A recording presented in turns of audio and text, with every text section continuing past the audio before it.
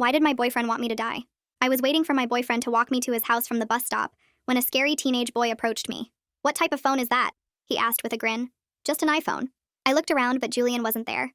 The stop was only 10 minutes away from his apartment. 3 more guys appeared behind the first one, all wearing black hoodies in the middle of summer. Let me see it, the teenager said, stepping closer. I called Julian. I'm at the bus stop. Where are you? Oh, my bad. Give me a few minutes. That's when I heard it. Jessica, his girl best friend, giggling in the background. Hold on, he told me. Then to her, you're so short, oh my gosh. The teenager was maybe 3 feet away now. I could smell the devil's lettuce. I said, let me see the phone. Julian, I hissed, backing up against the bus stop pole. There's 4 guys here. They're surrounding me. Okay, I'm coming. Just 10 minutes. It's a 10-minute walk. You should already be here. We're in the middle of a game, he said, voice lower. I can't just leave. I heard beer pong balls bouncing, cheering, Jessica screaming, yes! Did you see that? The first teenager grabbed my wrist. Are you deaf? I just want to look at it. I yanked away, my heart pounding. Julian! They're touching me. You're being dramatic. It's just kids. They're probably like 16. Please, I begged, voice shaking now. I'm scared. Actually scared. Should you help her? I heard Jessica ask in the background. She sounds upset. She gets anxious, Julian said, not even covering the phone. Makes everything a bigger deal than it is. I tried dialing 911 while keeping Julian on speaker, but my hands were shaking too hard. 911, what's your emergency? I'm at Rosemont bus stop. 4 men are... Please hold. Classical music. Your estimated wait time is approximately 8 minutes. One of the teenagers knocked my phone. It hit the pavement, skittering away. I scrambled for it on my hands and knees, gravel cutting into my palms. I could still hear Julian on speaker. Jess, your turn. Show me that technique again. Julian! I screamed, grabbing the phone. The screen was cracked now. What now? They knocked my phone down. I need you now. Bloody hell, fine. I'll leave in 5 minutes. Happy? Did that bitch just yell at you? Jessica's voice carried clearly. That's so toxic. I know, right? See what I have to deal with? The teenagers were laughing now. One picked up my dropped purse, started going through it. Looks like boyfriend doesn't GAF about you, he said, pulling out my wallet. Julian, they have my purse. They're going through my stuff. So grab it back? I don't know what you want me to do from here. The 7-Eleven across the street still had lights on. I tried to move toward it, but 2 of them blocked my path. Where are you going? We're just talking. I'm trying to get to the store, I said into the phone. They won't let me leave. They won't let you leave? Julian repeated, skeptical. Come on. Your girl's paranoid, Jessica laughed. Is she always like this? Pretty much, Julian said. Watch this shot, though. One teenager pulled out a knife, just flicked it open, casual, started cleaning his nails with it. Nice phone. iPhone 14? My whole body went cold. He has a knife! Julian mocked me. Stop being so extra. Julian, please, I'm begging you. I said I'm coming. Fuck. Give me 10 minutes. You said that 20 minutes ago. Well, now you're making me start over. Why didn't you just take an Uber? You told me to take the bus. You said you'd be here. That's when I ran. I shoved through the gap between 2 of them and sprinted toward the 7-Eleven. They shouted behind me. One grabbed my hair, yanking me backward. I screamed. I bit the hand holding my hair. He let go, cursing. I grabbed my phone and kept running. The clerk immediately understood, motioned me behind the counter, reached for his phone. Julian, I sobbed into my cracked screen. I'm in the 7-Eleven. I had to run. One grabbed my hair. See? You're fine. I'll come with you, Jessica said, and even she sounded worried. 40 minutes later, he showed up, with Jessica. Both drunk, her wearing his hoodie, leaning into him laughing about something. I was almost attacked, I said. My knees were bleeding from falling. Hair tangled from being grabbed. Voice raw from screaming. You literally just said you're in 7-Eleven, Julian said. You're safe. What's the problem? 4 guys surrounded me. One had a knife. They went through my purse. Jessica's face went white. Oh my gosh, she whispered. Wait, you were actually... She pulled me into a hug. I'm so sorry. I'm so sorry. I didn't know it was real. Julian's whole demeanor shifted. Yeah, babe, that's messed up. But only because Jessica said it first. Julian? Jessica pulled back from the hug, staring at him. She called you crying, begging for help. You were laughing too, Julian protested. Because I didn't know. Because you said she always exaggerates. Jessica stepped away from him. But you knew. You knew she was at that bus stop. You told her to take that bus. Jessica looked at me, then back at Julian, then at me again. She mouthed 3 words silently, and I felt my lips curl into a smile. Julian, can I show you something? She started walking towards the coffee. Saying yes was the worst decision he ever made. I'm still in the 7-Eleven 20 minutes after Julian and Jessica arrived, sitting on the floor behind the counter because my legs won't hold me up anymore. My knees are scraped raw from hitting the pavement. My scalp aches where that guy grabbed my hair, and I can see my hands shaking every time I try to touch my cracked phone screen. The clerk brought me a bottle of water and a paper towel for my knees, but I haven't opened either one yet. I'm just sitting here staring at the fluorescent lights overhead, listening to the hum of the refrigerators and the beeping of the register whenever someone checks out. My whole body feels heavy and weird, like I'm moving through water. Jessica pulls Julian over to the coffee station in the corner, saying she wants to show him something. And even though I can't hear them clearly, I watch her face shift from the drunk, giggly expression to something cold and focused. She's got her phone in her hand, positioned weird, like she's trying to be casual about recording, and Julian's nodding along, completely oblivious. He keeps glancing back at me with this annoyed expression, like I'm ruining his night by sitting here bleeding. Jessica leans in closer to him, says something that makes him shake his head, and I see her thumb move on her phone screen. I catch pieces of their conversation when Jessica raises her voice slightly, asking Julian to explain again why he thought I was overreacting, and he actually repeats the same shit about me being anxious and dramatic. His exact words carry across the store. Hearing those words again, this time while I'm sitting here bleeding and shaking, turns something inside me from panic into ice-cold anger that feels almost steadying. I stop shaking. My breathing evens out. I watch Julian gesture with his hands, explaining to Jessica why my fear was unreasonable, and something clicks into place in my brain. This is who he is. This is who he's always been. I just couldn't see it before. The clerk comes over and quietly tells me their security cameras caught me running into the store and part of the chase outside, and he's already saved the footage on a USB drive in case I want to file a police report. His kindness makes my eyes sting with tears I've been holding back, and I manage to thank him even though my voice comes out scratchy and weird. He pats my shoulder gently and goes back to the register. I hold the USB drive in my palm, feeling the weight of it. Proof. Evidence. Something concrete that shows I'm not making this up or being dramatic. 2 police officers finally show up about an hour after the clerk first called them, and they take a basic report while I sit in a plastic chair trying to describe 4 guys I barely saw in the dark. They're professional but not particularly warm, warning me that without clear identification, or the guys still being in the area, the case will be difficult to pursue beyond the initial report. One officer writes everything down in a notebook. The other one keeps asking me to repeat details about what the teenagers were wearing, what they said, which direction they went. I answer everything as best I can, but my memory feels fuzzy around the edges. I remember the smell of weed, the knife blade, the hand in my hair, but their faces are just dark shapes in my mind. The officers take the USB drive from the clerk and give me a case number written on a business card. Outside the store afterward, Julian tries to downplay everything by saying he's glad I'm safe now and we should just go home, while Jessica stands a few feet away watching him with this expression I've never seen on her face before. It's like she's seeing him for the first time, really seeing him, and she doesn't like what she's looking at. I realize she's seeing him clearly for the first time, the same way I am, and there's something almost satisfying about not being alone in that recognition. Julian reaches for my arm and I pull away. He looks confused, hurt even, like I'm the one being unreasonable. I tell Julian I'm not going to his place and I'm not getting in a car with him right now. Then I ask the clerk if he can help me call a rideshare from inside the store. Julian protests, saying he can drive me, but I just keep repeating no until he finally stops talking, and Jessica doesn't argue with my decision at all. She just nods at me and mouths something that looks like good. The clerk helps me order a ride on his phone since mine is barely functional with the cracked screen. Julian and Jessica leave before my car arrives, and I watch them walk to his car through the store window. She's not leaning on him anymore. She's walking several feet away, arms crossed. When I get home around midnight, I lock every lock on my door, and then spend an hour taking photos of my scraped knees, my torn pants, the bruise forming on my wrist, and the crack pattern on my phone screen.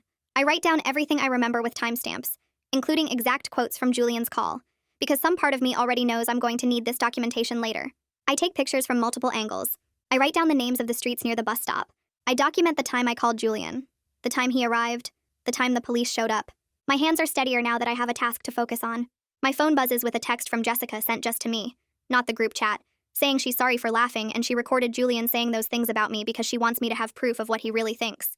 She asks if I want the audio file, and I stare at the message for 10 minutes trying to figure out if I can trust her or if this is some kind of setup. Maybe she's trying to get me to say something she can show Julian later. Maybe she feels guilty and wants to help. Maybe both things are true at the same time. I text back yes, and she sends the file immediately. I block Julian's number around 2 a.m. because he keeps texting these weird messages that alternate between asking if I'm okay and saying I'm being really unfair right now, and I can't deal with that on top of everything else. Sleep doesn't come. Every time I close my eyes, I feel that hand in my hair yanking me backward, or I see the knife blade catching streetlight and my heart starts racing all over again. I lie in bed staring at the ceiling, listening to every sound in my apartment building, jumping at footsteps in the hallway. The next morning, I wake up around 7 after maybe 2 hours of broken sleep, and the first thing I do is check my phone. My bank app has 2 red alert notifications, and my stomach drops when I open them. 2 attempted charges at Murphy's Liquor, one for $43 at 9:47 p.m., and another for $68 at 9:52 p.m. Both declined because I'd already reported my card as lost when I got home. The store address is about 2 miles from the bus stop, and the timestamps land right in that window when those guys had my purse in their hands. Seeing the actual proof laid out like that makes my hands start shaking again because it confirms everything was real. Not just me being dramatic or anxious like Julian said. I screenshot both alerts and the declined transaction details. Then I open every banking app I have and start freezing cards one by one. Debit card frozen, credit card frozen. The backup card I barely use frozen. I forward both bank alerts to the police report email address they gave me last night, and type out a short message explaining that these charges happened right after the attack at the timestamps that match when my purse was stolen.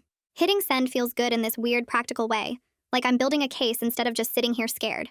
I add the bank screenshots to a new folder on my phone labeled Evidence, and include the photos from last night of my scraped knees and the bruise on my wrist. Around 2 p.m., someone knocks on my apartment door, and I freeze completely until I hear Jessica's voice saying it's her. I look through the peephole, and she's standing there holding 2 coffees and her phone, looking tired and serious instead of drunk and giggly. I almost don't open the door because I'm still processing everything, but something about her expression makes me unlock it. She walks in and sits down at my kitchen table without asking, setting down 1 coffee in front of the empty chair across from her. We sit there, and she starts talking immediately, saying she believed Julian's whole story about me being anxious and making things bigger than they are, and she feels sick now knowing she was laughing while I was actually being attacked. She pulls out her phone and plays the recording she took at the coffee station last night, and I hear Julian's voice clearly saying, "I make everything a bigger deal than it is," and calling my fear extra. Hearing those exact words played back makes my stomach turn, and I have to look away from her phone screen. Jessica suggests we should put together a timeline of everything that happened, and I agree because doing something concrete feels better than just sitting with the nausea. We spend the next 2 hours building a document on her laptop that shows every call I made to Julian with the exact timestamps from my phone log. Then we add the quotes from her recording where he dismissed me. Then the bank alerts with their timestamps. Then descriptions of my injuries with the photos I took. Having it all laid out in order like that makes the pattern impossible to ignore, and I feel something shift inside me from hurt into this cold clarity about what actually happened. I find the business card Detective Larissa Turner left with my police report copy, and I call the number on it. It goes to voicemail, so I leave a detailed message explaining about the 2 bank fraud attempts at Murphy's Liquor and asking about getting the security footage from the 7-Eleven. My voice sounds steadier than I expected when I listen back to make sure the message went through, almost businesslike. And I realize I'm starting to think about this whole thing as a case with evidence instead of just a scary thing that happened to me. I have to go to work that evening, and the entire shift I'm jumpy, flinching every time someone walks up behind me in the stockroom or when the door chime goes off. My coworker Brianna notices after I drop a box of inventory when she comes around the corner and asks if I'm okay. I give her the very short version, just that something scary happened last night and I'm still pretty shaken up, and she nods and doesn't push for details. Julian's texts start coming through on my laptop around 8 since I blocked his number on my phone, and they're this weird mix of apologies and blame. One says he's so sorry and he should have been there. The next one says I hung up on him and wouldn't let him help. I don't respond to any of them. Just take screenshots of every single message and add them to the evidence folder Jessica and I started earlier. Jessica texts me around 9 with a screenshot from a group chat with Julian, and some of his friends from last night where he literally wrote she's freaking out about some kids at the bus stop. I'm in the middle of a game, followed by 3 eye roll emojis. Seeing how he described my attack to his friends while I was chased and grabbed makes me so angry I have to put my phone down and walk to the bathroom to breathe for 5 minutes. Detective Turner calls me back the next morning while I'm eating breakfast and explains the whole process for subpoenaing the bank's transaction data and pulling security footage from nearby businesses. She sounds competent and matter-of-fact, treating this like an actual case instead of just some girl being dramatic about teenagers, and I feel this tiny spark of hope that someone with real authority is taking this seriously. My phone buzzes while I'm standing in the cereal aisle at the grocery store, and when I see it's a text from an unknown number, I almost ignore it until I read the preview. It's Ahmed from the 7-Eleven saying he already saved the security footage to a USB drive, and he's happy to give me his contact info for the police report. I have to lean against the shelf for a second because this guy who barely knows me took the time to save evidence without anyone asking him to, and he's offering to help with no strings attached. My eyes start burning and I'm crying in the middle of the store. Not sad crying, but this weird, grateful kind where I'm just overwhelmed that a stranger cared more about my safety than my own boyfriend did. I text him back thanking him and asking when I can pick up the USB, and he responds right away saying anytime, just come by the store. I add his number to my contacts under Ahmed 7-Eleven and screenshot our conversation for my evidence folder. That evening, I park my car in the lot behind my apartment building and walk toward the entrance with my keys already in my hand like I always do now. I hear footsteps behind me in the hallway, and my whole body just stops working. My heart starts hammering so hard I can feel it in my throat, and I'm frozen there holding my grocery bags, unable to move or breathe. The footsteps get closer, and I'm about to run when I see it's just Mrs. Wills from 3B getting her mail from the wall boxes. She smiles at me and says something about the weather, but I can barely hear her over the rushing sound in my ears. I manage to smile back and walk to my door, but once I'm inside with all the locks turned, I slide down to sit on the floor still shaking. My hands won't stop trembling, and I realize I can't keep living like this, jumping at every sound and freezing up in my own building. I need an actual plan, not just fear and avoidance. Jessica texts me around 9 asking if I'm okay, and I tell her about freezing in the hallway. She calls me right away instead of texting back and says she knows someone who might be able to help, a woman named Jillian North who works as an advocate at this community center connected to campus. Jessica says Jillian helped her friend last year with safety planning after a bad situation, and she thinks Jillian would be willing to meet with me. I save Jillian's number when Jessica sends it and stare at it for a while before I actually call the next morning. When Jillian answers, her voice is warm but professional. Like she does this kind of thing all the time, and she doesn't make me explain every detail before offering to meet up. She just asks if I'd be comfortable meeting at a coffee shop, and suggests a few times that work for her schedule. We settle on that afternoon at 3, and she tells me to bring any documentation I have, but not to stress if I don't have everything organized yet. I get to the coffee shop 15 minutes early because I'm anxious about being late, and I order a tea. I don't really want just to have something to do with my hands. Jillian shows up exactly on time wearing jeans and a cardigan, looking like someone's cool aunt instead of how I pictured an advocate would look. She sits down across from me and pulls out a notebook, then walks me through this whole safety planning process that feels way more concrete than I expected. We talk about changing up my regular routes so I'm not predictable, using rideshare apps at night instead of buses, and she pulls up the laws about pepper spray in our state on her phone. She asks about my sleep and whether I've been having nightmares or trouble concentrating, and when I admit I've barely slept since the attack, she writes that down too. Breaking everything into specific actions I can actually take makes it feel less overwhelming, like I'm building a system instead of just being scared. Jillian never once suggests I'm overreacting or that I should just get over it. She just treats all my concerns as reasonable and worth addressing. About an hour into our meeting, my phone buzzes with a text from Jessica asking if she can join us. I check with Jillian first, and she says of course, so I text Jessica the address. When Jessica walks in 10 minutes later, she comes straight to our table, and before she even sits down, she tells Jillian that she was there that night wearing Julian's hoodie and laughing while I was attacked. She says she feels like she was part of what happened to me, that she made it worse by not taking it seriously, and her voice cracks a little when she talks. Watching her admit all of this out loud to a complete stranger instead of just to me in private makes something shift in how I see her. This isn't just guilt or wanting to feel better about herself. She's actually trying to take responsibility for real. Jillian listens without judgment, and then asks Jessica some questions about what she witnessed, and Jessica shows her the recording she took of Julian dismissing my fear.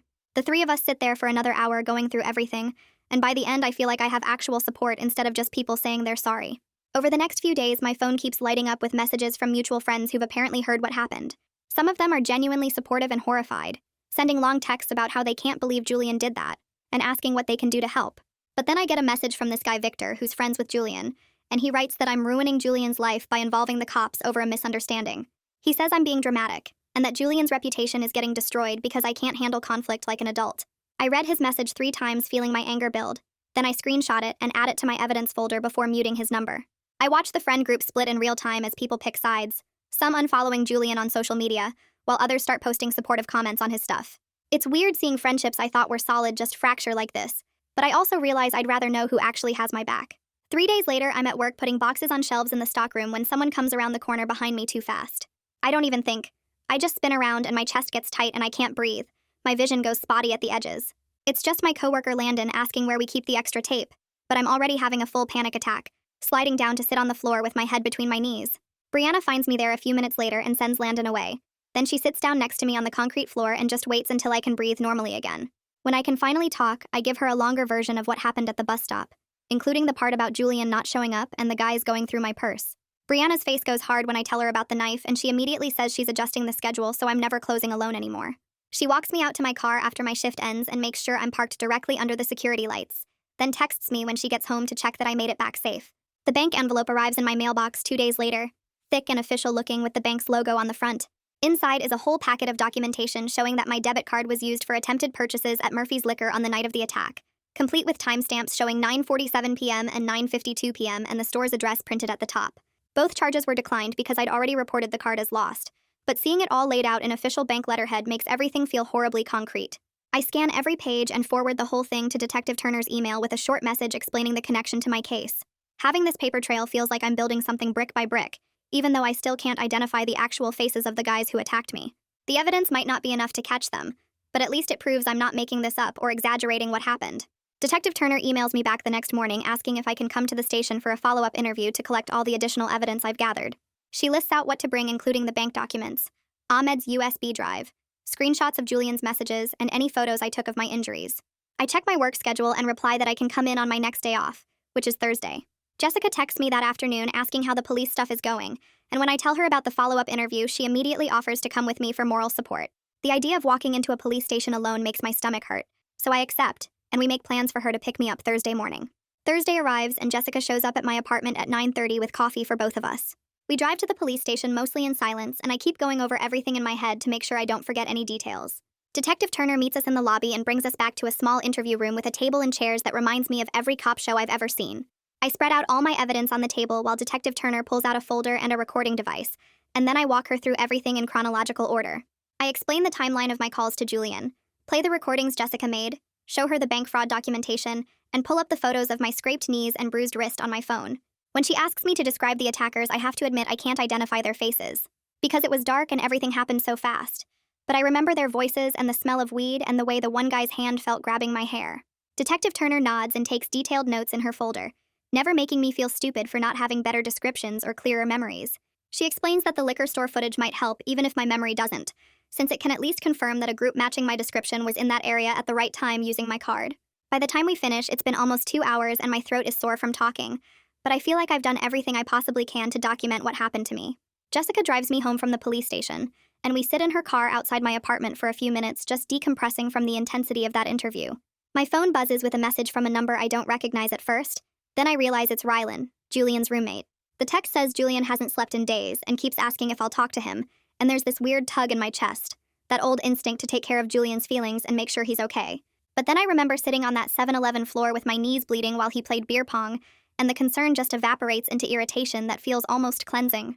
I screenshot Rylan's message and add it to my evidence folder, then I text him back saying I need to get my spare key and a hoodie I left at their apartment, but I'll only meet in a public place during daylight. Rylan responds within minutes, agreeing to a coffee shop near campus, and I appreciate that he doesn't push back or try to convince me to give Julian another chance or hear him out. The next morning, I meet with Jillian at the community center, and she suggests I write a short letter to myself explaining exactly why I'm not meeting Julian privately or going back to his apartment, even if no one else ever reads it. She says it'll help me stay solid in my decision if Julian or his friends try to guilt me or make me doubt myself. I go home and sit at my kitchen table with a notebook and start writing, and 3 pages pour out about how his dismissal made me feel, how I begged him for help while he laughed with Jessica, how I deserve to be believed when I say I'm in danger. Reading it back makes my decision feel concrete instead of emotional, like I'm not just being stubborn or holding a grudge, but actually protecting myself based on clear evidence of how he treated me. Detective Turner calls that afternoon with an update. The liquor store manager agreed to save his security footage, though he warned her that the cameras are older and the quality isn't great. She explains that even blurry footage showing a group of guys matching my description at the right timestamp could help back up my account, and I feel that small spark of hope again. She says she'll follow up once she reviews the footage herself and sees what's usable. I thank her and hang up feeling like the investigation is actually moving forward, instead of just stalling out. At work the next day, I realize I've fallen way behind on a project because I'm barely sleeping and my focus is completely shot. Every time I try to concentrate on the spreadsheet in front of me, my mind drifts back to that bus stop, or I catch myself checking the door every time someone walks in. I finally have to ask Brianna for help catching up, and admitting I can't handle everything on my own feels vulnerable and embarrassing. But Brianna just redistributes some of the tasks to other team members without making it a big deal. And later, when we're alone in the break room, she tells me her couch is available anytime I need it. Then she adds that Julian's behavior that night was fucking inexcusable, honestly, and hearing someone outside the immediate situation name it. So clearly, not as a relationship problem but as a failure of basic human decency, feels validating in a way I didn't know I needed. Thursday morning, I meet Rylan at the coffee shop, and he shows up with my stuff in a grocery bag, my spare key taped to the top of my folded hoodie. He sits down across from me looking uncomfortable, fidgeting with his coffee cup, and then he admits that he was in the room during my phone calls that night and heard me begging Julian for help on speaker. He says he didn't speak up or tell Julian to leave the game, and he's sorry for that. And I don't really know what to do with his apology except nod and say, okay. Part of me wants to ask why he didn't say anything, why he just sat there while I was screaming about a knife, but I'm too tired to get into it, and his guilt isn't really my problem to manage. Jessica meets me after the key exchange at a different coffee shop, and she's got her phone out before she even sits down. She plays another recording she made later that night after they got back to Julian's place, and I hear his voice complaining to her about me creating drama and making him look bad in front of everyone. He actually says I embarrassed him by calling the cops and making it seem like he didn't care, and listening to him reframe his complete negligence as my fault makes whatever remaining affection I had for him shrivel up completely. Jessica watches my face while the recording plays, and she looks almost sick herself, like she's realizing in real time how deep his denial goes. Detective Turner calls again 2 days later with better news. The liquor store footage shows a group of 4 people matching my description of the teenagers trying to use my card around the time of the attack. She explains this doesn't identify them individually, but it does prove that my account is real, and the attack definitely happened, which matters for the official record. She says some cases like this can get dismissed as he said she said when there's no physical evidence, but now we have bank records, security footage from 2 locations, and witness statements all backing up the same timeline. I thank her probably 3 times before hanging up, and I forward her email to Jessica and Jillian with a short message saying we have proof. That evening, Jillian sends me information about a beginner self-defense class at the community center starting next week, and I sign up immediately without even checking my work schedule first. The idea of learning even basic techniques for breaking grips or creating distance makes me feel slightly less helpless, like I'm building actual skills instead of just managing fear. The class description mentions verbal boundary setting and situational awareness, and I screenshot it to show Brianna at work tomorrow. I spend the rest of the night going through my evidence folder and organizing everything by date. And for the first time since that night at the bus stop, I feel like I'm taking back some control instead of just reacting to things happening to me. The next morning, I draft a post for my social media about safety planning and trusting your gut when something feels wrong. I keep it general, no names or specific details, just practical stuff about having backup plans and not dismissing your own fear. I add a line about how the people who care about you should take your safety seriously, even if they think you're overreacting. I read it 3 times before posting, making sure it sounds helpful rather than bitter. The likes start coming in within minutes. Some people share it. Others comment with their own stories about times they ignored red flags or had friends who didn't show up during emergencies. Then I see it. Victor, one of Julian's roommates who was at the beer pong game that night, unfollows me and leaves a comment calling me toxic for subtweeting. I screenshot it immediately. Other mutual friends start picking sides in the comments. Some defend the post as genuinely useful advice. Others leave vague comments about how social media drama is immature. I watch the whole thing unfold like I'm observing a science experiment, noting who likes what and who stays silent. The friendship map becomes crystal clear. People who believe me versus people who think I'm causing problems. People who value safety versus people who value not making waves. I save screenshots of everything and add them to my evidence folder, then I mute the post notifications because watching it in real time makes my chest tight. Late that night, around 2 a.m., I open a new message to Julian and start typing everything I haven't said. I describe the exact sensation of that hand grabbing my hair and yanking my head backward, the sound the knife made when it flicked open, the way my knees felt hitting the pavement when I fell, how I still can't close my eyes without seeing those 4 guys in black hoodies surrounding me. I write about waking up at 3 a.m. every night with my heart racing, checking that my door is locked 3 times before I can even think about sleep. I explain what it felt like to beg him for help while hearing Jessica giggle in the background, to scream about a knife while he called me extra. I type out exactly how it changed something in my brain, made me question every instinct I have because the person who was supposed to protect me told me I was being dramatic when I was actually in danger. The message gets longer and longer, maybe 8 paragraphs, way too long for a text. When I finish writing, I sit there staring at it for 10 minutes. Then I save it to my drafts without sending. He doesn't need to read this. He won't understand it anyway. This message is for me, proof that I know what happened to my body and mind that night regardless of what he wants to believe. I close the draft and actually sleep for 4 hours straight, which is more than I've managed since the attack. Detective Turner calls 2 days later while I'm at work. I step outside to take it, my stomach already tight with anticipation. She's direct and honest, which I appreciate even though the news isn't great. Unless one of those teenagers gets clearly identified through the security footage or someone comes forward with information, the case will probably move to inactive status. She explains it's not closed, just not actively investigated, and if new evidence surfaces, they can reopen everything. She apologizes for not being able to deliver better news, then gives me contact information for victim services and a counseling center that specializes in trauma. Her tone treats me like someone who experienced real harm, not like someone making a big deal out of nothing. She says my documentation has been thorough and professional, and even if the legal system can't deliver perfect justice, she wants me to know that what happened to me was serious and wrong. I thank her 3 times before hanging up. I forward the victim services information to Jessica and save Detective Turner's final report to my evidence folder.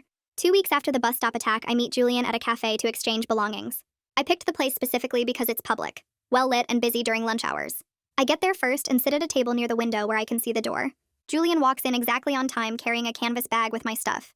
He sits down across from me and immediately starts talking about this funny thing that happened at work last week, then mentions a restaurant we used to like. He's trying to pivot into nostalgia, reminding me of good times we had together like that will erase everything else. I let him talk for maybe 30 seconds, watching his face, noting how he smiles like we're just catching up as friends. Then I interrupt him mid-sentence. I tell him clearly that I'm not here to discuss our relationship or reminisce about the past. I'm here to get my things and return his apartment key. His smile falters. He tries to restart the conversation by saying we should at least talk about what happened, that he wants to explain his perspective. I shake my head and pull my phone out of my pocket, setting it on the table between us. Julian shifts in his chair and starts the deflection I knew was coming. He says he didn't realize how serious it was that night. He thought I was safe because I made it to the 7-Eleven. He keeps using phrases like, I didn't understand, and I thought you were okay, like his ignorance absolves him of responsibility. I pick up my phone, pull up the audio file Jessica sent me and play 10 seconds. His voice comes through the speaker clearly, calling me dramatic and extra, saying I make everything a bigger deal than it is. The couple at the next table glances over. Julian's face goes red. He reaches for my phone, but I pull it back. I tell him I won't discuss feelings or forgiveness or anything else until he can acknowledge what he actually said and did that night without deflecting or making excuses. He needs to own his words before we can have any other conversation. Julian's mouth opens to respond, but then Jessica walks over from a table across the cafe where she's been sitting the whole time. I texted her the plan yesterday, and she agreed to come as backup without Julian knowing. She stands next to our table and says quietly but firmly that she's done covering for him, done pretending his behavior that night was okay or understandable. Her voice doesn't shake. She looks directly at Julian and tells him that she was there. She heard everything, and she can't keep acting like it wasn't as bad as it was. A few other people in the cafe are definitely watching now. Julian looks between us, his face cycling through shock and anger and something that might be shame. He tries to argue that the recording is out of context, that I'm being unfair by ambushing him like this. Jessica cuts him off and says the context was that his girlfriend was attacked and he chose beer pong. The silence after she says it feels heavy. Rylan walks in through the cafe door right then, and I realize Julian brought him for moral support the same way I brought Jessica. But Rylan looks uncomfortable as he approaches our table. He sits down in the empty fourth chair and doesn't make eye contact with anyone for a few seconds. Then he speaks up, his voice low. He admits he was in the room that night. He heard my entire phone call on speaker while Julian played beer pong. He heard me begging for help, crying about the knife, screaming that they had my purse. And he didn't say anything to make Julian leave the game. He just stood there and let it happen. His admission hangs in the air, and I feel this wave of grief for the friend group I thought I had. These were people I trusted, people I thought would have my back in a crisis. But when it mattered, when I was literally begging for help on speakerphone, they all just kept playing their game. Rylan's apology doesn't fix anything, but at least he's saying it out loud. I reach into the canvas bag and pull out my hoodie, the gray one I left at Julian's place 3 weeks ago. I fold it and put it in my backpack. Then I take Julian's apartment key off my keyring and slide it across the table to him. I tell him clearly and calmly that I won't be around him anymore. I don't want him contacting me through text, calls, social media, or showing up places I might be. This isn't a conversation or a negotiation. I'm telling him how it's going to be. Then I stand up, put my backpack on, and walk toward the cafe exit without waiting for his response or reaction. Jessica grabs her coffee cup from her table and follows me out. Through the window, I see Rylan still sitting there with Julian, neither of them moving. The symbolic split of who left with whom feels significant. Jessica and I walk 2 blocks in silence before she asks if I'm okay. I tell her I feel lighter than I have in weeks. That night, I have another nightmare about the attack. I'm back at the bus stop and the teenagers are surrounding me again. But this time when I try to run, my legs won't move. I wake up at 3 a.m. with my heart pounding and my sheets soaked with sweat. But my first thought isn't about the nightmare or the fear. It's about how I walked out of that cafe on my own terms. Nobody stopped me or talked me out of my boundaries. Nobody convinced me to give Julian another chance or hear him out or consider his feelings. I set a clear limit and I enforced it, and the world didn't end. The trauma is still there, obviously. I'm still waking up at 3 a.m. terrified. But there's also this new sense underneath the fear that I can trust my own judgment about who deserves access to me. I get up and drink water, check my door locks, and actually manage to fall back asleep by 4 a.m. 3 weeks after I first filed the police report, Detective Turner sends me a final email with an attachment. The liquor store security footage shows a blurry group of 4 people matching the general description of the teenagers who attacked me. They're trying to use a card at the counter around the timestamp when my card was stolen, but the camera quality is too poor to make out faces clearly enough for identification. Detective Turner explains in her email that the case will remain open in the system, but won't be actively investigated unless new evidence surfaces or someone comes forward. She includes the case number and her direct contact information in case anything changes. I read the email twice, then I saved the footage file to my evidence folder. I feel disappointed but not devastated. Part of me wanted those guys to get caught and face consequences. But I'm starting to realize that my healing doesn't actually depend on them getting arrested or the legal system delivering perfect justice. What I needed was for someone in authority to believe me and take it seriously, and Detective Turner did that. The rest is out of my hands. The community center where the self-defense class meets smells like old gym mats and cleaning spray. I show up 15 minutes early and sit on a folding chair against the wall watching other people trickle in. The instructor is a woman in her 40s with short gray hair and muscular arms who introduces herself without any inspirational speech about empowerment or taking back your power. She just says her name is Linda and starts demonstrating a basic wrist release.